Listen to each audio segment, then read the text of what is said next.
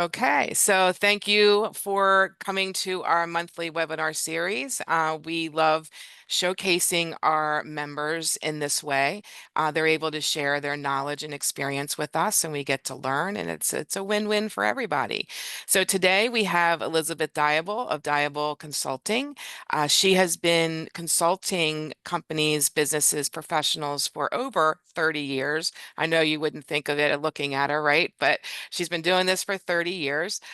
She likes to get to know her clients closely so that she can really get down and deep in what is holding them back and what is holding their businesses back.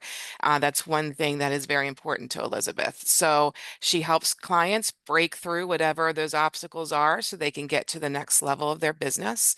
And we are happy to have her today to give us some of her knowledge, and hopefully you can learn a few things. So Elizabeth, I'm going to hand this back over to you, and I'll see you in a little bit. All right, awesome.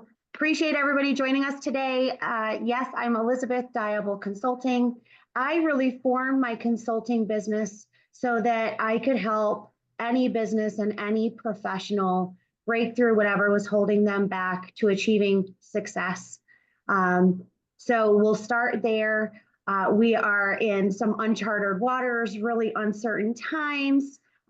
So I think timing is perfect to break the ice and just talk through some strategies that have proven successful for many, many, many businesses and professionals that I've worked with over the last 30 plus years. So we will move on.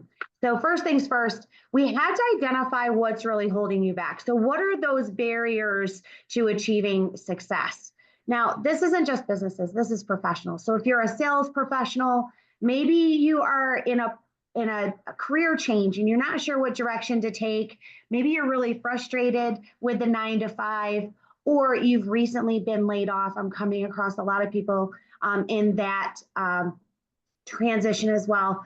Let's think about what's holding us back from achieving the success that's in our hearts. So we first have to identify the barriers, right? So we follow a process at Diable Consulting where we go through goals, problems, and needs. And the first step is identifying what your ideal state is. So what are your goals? What does success look like to you? Meaning, you wake up in the morning and you're smiling and you're energized and you're ready to tackle the day. What does that day look like? What are your passions? Talk a little bit about how to monetize your passions. So again, what is your ideal state? Are you looking for freedom, time freedom, freedom of movement, those types of things? Are you having money challenges? So is money and paying bills and getting ahead and having a little bit of financial freedom, something that you're looking for? Maybe it's peace. Maybe your life is very, very stressful. You have a toxic work environment. So is it money? Is it freedom? Is it peace? Maybe it's purpose, right? Purpose in looking at, am I contributing? Am I fulfilled? Am I satisfied? And then the last is power, right? Some people are seeking an opportunity to lead and guide and have an element of control that maybe they don't have. And this resonates with businesses too, right? So when we think about businesses, what is the ideal state? Are we trying to generate more revenue? Are we trying to increase our profit line? Sometimes profit and revenue aren't the same. So sometimes you have to look at your costs and reduce your costs so that your profit margin increases. Are you looking to grow and expand? Are you looking to enter a new market or launch a new product? What are those goals? What do those goals look like? So I want to also help you identify those goals and looking at what are SMART goals. So SMART goals, they have to be specific. So you have to be able to verbalize them and document them. They have to be measurable. so that we can measure against our progress to the goal. They have to be achievable. We want to seek big, gigantic goals, but they also have to be achievable so we don't get discouraged along the way. They have to be relevant to the end game. So if the end game is financial freedom, time freedom, increased profit, expansion into a new market, a new product line, the goals have to be relevant to the end game. And they have to be time bound or time specific. So you have to say, I want this goal in 6 months, 12 months, 18 months, so on and so forth. Once you identify what that ideal state is, and you identify the SMART goals that will get you there, you then have to have some honest conversations with yourself. You have to start going through some assessments. And the assessments is where we get uncomfortable. And I'm sure you've heard it before. Growth and comfort do not coexist. You have to be uncomfortable to really push through that growth phase.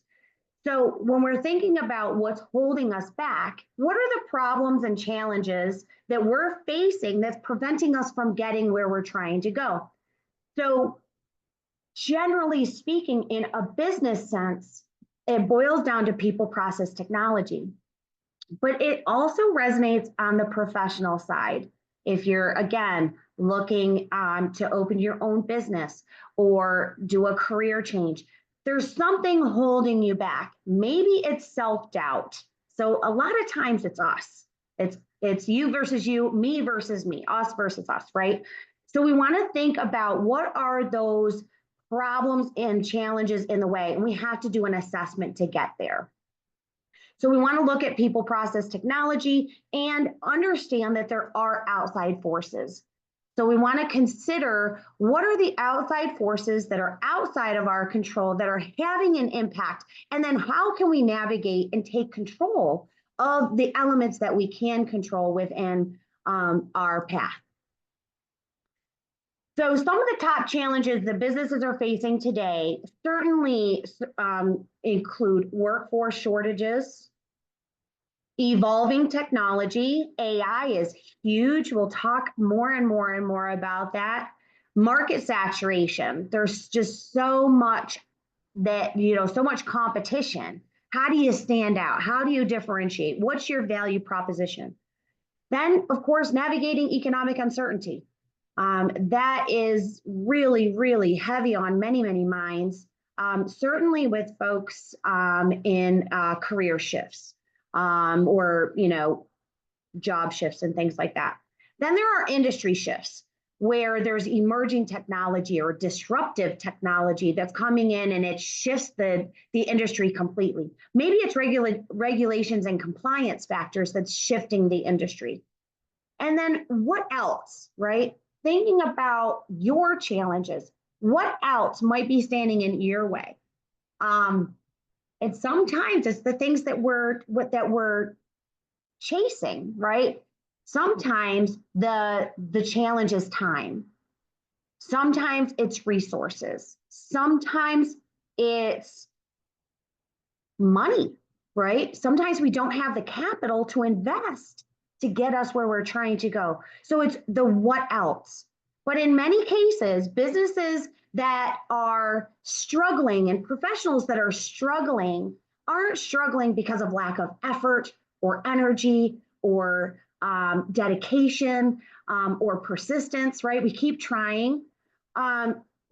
We fail or we stall or we struggle because we don't have a clear plan. And that's where we're going to go today. So identifying the barriers, you want to conduct end-to-end business gap assessments or personal assessments, right? Looking at your people, looking at the process, looking at the technology that you're using, and identifying the gaps between your current state and your desired state. And being very honest here. And the honest piece is where we get uncomfortable, right? So when we think about people, we think about culture, we think about performance, we think about our circle of influence, right? Are we managing and monitoring that? Are we making the tough decisions when those decisions need to be made? And are we staying objective Or are we allowing emotion to kind of infiltrate those decision making elements? Then we look at process, we look at workflow, we look at operational processes, we look at financial alignment. How are we performing? And is there synergy across the business? Is very important to assess. And then the technology. Are we arming our people with the right resources and tools that empower them to perform and that give them an efficient and effective process that they can get the things done that need to be done? How many times are we leaving at the end of the day and there's things that we have to pull to the next day's to-do list all the time? And it's probably due to some inefficiencies, maybe redundant efforts, duplicate efforts and things like that. So we want to really identify what are the barriers that's holding the business back. But the big one that I'm seeing is there's no real pathway and plan and line of sight to what that looks like. And that's how we help. So when we think about people, the importance of culture and performance in a business, right? Strong workplace culture enhances productivity and retention, right? That's where you have camaraderie, you have team building exercises, you find people that are going outside and they're going on walks during their lunch break, or maybe they're doing lunch together, but there's a strong, unified force that you feel, and it's innate in the organization. And I've been blessed to work for some of those organizations and help grow organizations that have a tremendous team, tremendous strong workforce. We also need to look at the recruitment. How are we recruiting? What does our HR process look like? How are we training? How are we onboarding? How are we meeting compliance? And then the benefits, right? What are we putting into our employees from a benefits perspective that impact overall performance? When you don't have to worry about certain things, you can focus your attention on what matters, and that's the task at hand. Of course, employees need continual development to align with business objectives, but it's also an investment in them, and they recognize it's an investment in them. So when you create training programs and curriculum around their professional development, that also drives a positive culture, improved performance, and certainly retention. And then, of course, a high performance culture is going to foster engagement and accountability. And engagement and accountability also has to be open to critique and suggestions and ways to improve and evolve as an organization, and allowing everybody to have a voice, and making sure that everybody feels seen and heard is very, very important. We think about process, we want to focus on optimizing the workflow and driving efficiency. So we have to conduct workflow assessments that are going to identify the bottlenecks and the breakdowns and the duplication. And understanding that many times it's reallocation of people, process, technology within this. But we have to identify them. Where are we hitting a roadblock? Where are we facing those, those elements of downtime? And where are the duplicate efforts? Because that can drive frustration as well. When we streamline the processes to align to the operation and business goals, then we start seeing the engine moving in sequence, right? And the synergy really coming into play and into visibility. We're eliminating the inefficiencies, we're enhancing productivity and profitability naturally. So when you do these things and we think about reducing costs, we reduce costs by optimizing process, amongst other things. And then, of course, we have to create clear and repeatable systems that sustain that business success. So once we conduct the workflow assessments and we identify how to streamline the process to align to our goals, and we eliminate the inefficiencies to enhance the productivity, then we create a repeatable system that does that over and over and over again across the entire enterprise or the entire organization. And then technology. Technology is a moving target. It's never steady, right? So we have to think about innovation and automation for success. So assessing your current tech stack. So looking at the current technology that you use today and where are the gaps, right? We have HR systems, payroll systems, we have maybe you have a CRM, maybe you have another type of sales tool, so on and so forth, depending on your business and those types of things. Assessing your current tech stack and then identifying what are you doing manually, right? Are you tracking certain financials in an Excel spreadsheet? Is there a way to automate that? Are there tools and innovation that you can take advantage of? So technology empowers the staff with the tools and resources they need to reach peak performance, right? Imagine that you are building a house and you arrive at the job site and you don't have a hammer, right? You're going to have to improvise. You're going to have to think. You're probably going to be delayed because maybe you have to go back, right? The technology is the same way. If that tool's not there when you need it, it creates a delay and an inefficiency in your workflow and your process and cuts into your profitability. Automation reduces manual efforts, which then, of course, again, increases efficiency and accuracy because automation removes the element of human error where possible. We're human, we all make mistakes. I've made about 5 of them during this presentation, and it's okay. It's the human condition. It's what makes life amazing, frankly. We can also use predictive analytics that help forecast production and performance trends. So if you think back, I was talking about goals, and I was talking about achievable goals. Predictive analytics is a piece of this because it can look at past performance and past production and can help in the assessment of what does the forecast or the trajectory look like and what movements could we make that would accelerate, right, those trends. And then leveraging innovation will ensure long-term competitiveness and scalability. Your competitors, some of them don't exist today, but they are in the infant stage. People are talking about it. How can I make this better?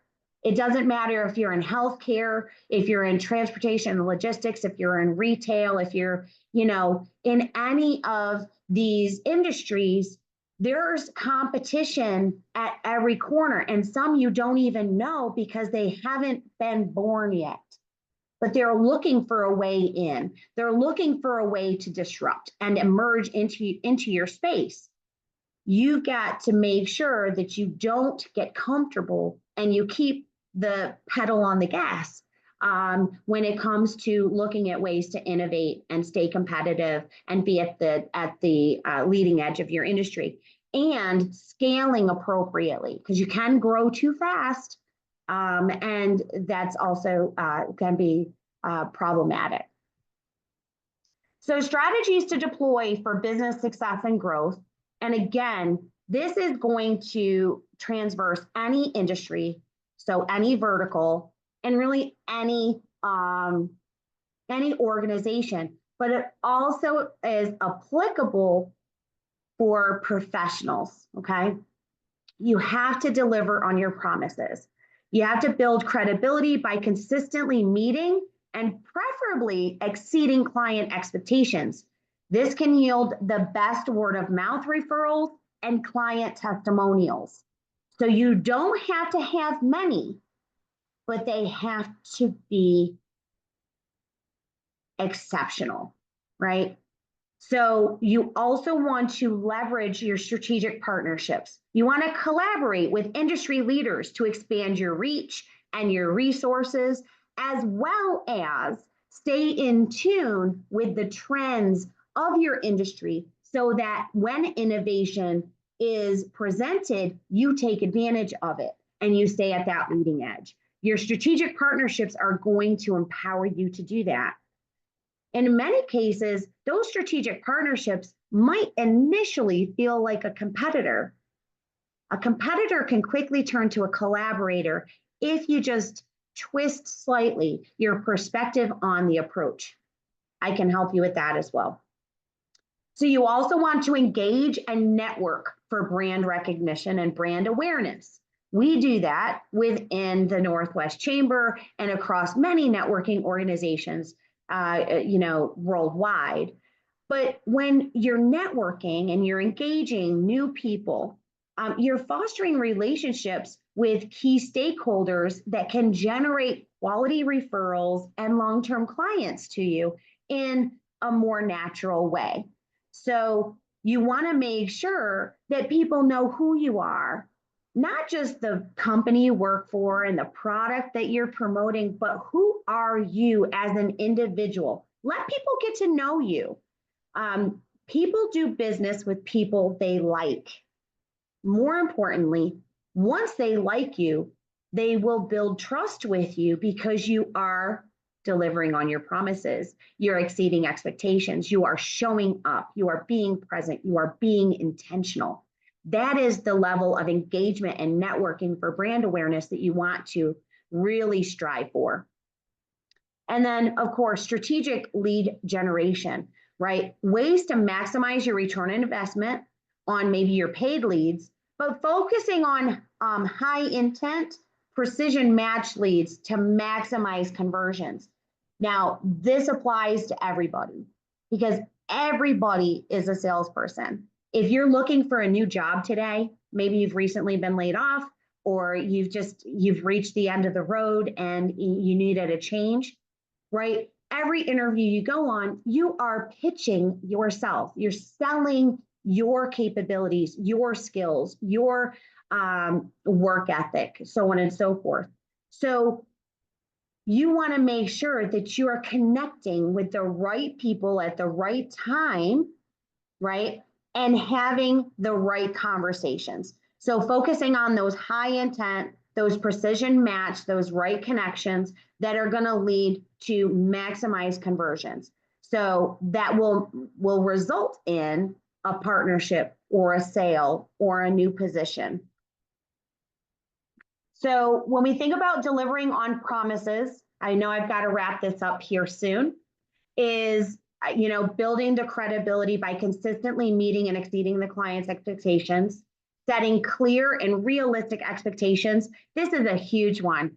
Is so many times we all have the best of intentions, but we didn't set clear expectations. And what the client was expecting doesn't match what we presented. So you have to make sure that there's alignment there and that there's understanding before we proceed. So set those realistic expectations and check on them periodically to make sure that you're meeting and exceeding those expectations at every opportunity.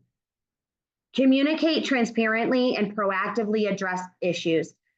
Now, most people are like, oh boy, another problem.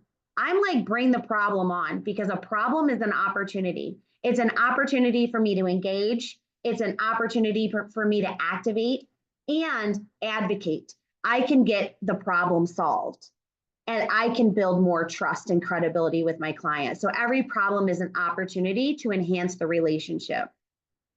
Not that I'm creating problems, I'm solving problems. And then make sure you follow through with quality execution to enhance that trust and retention. So follow up. How are you doing? Are you having any additional concerns? I'm sure you're doing some of these things today, but even if you're able to walk away with one or two things that you hadn't thought of, or maybe you're gonna, resurface from back in the past, that's what we wanna do today. Those strategic partnerships, again, partnerships are key to growth and really looking at relationships strategically, creatively and critically.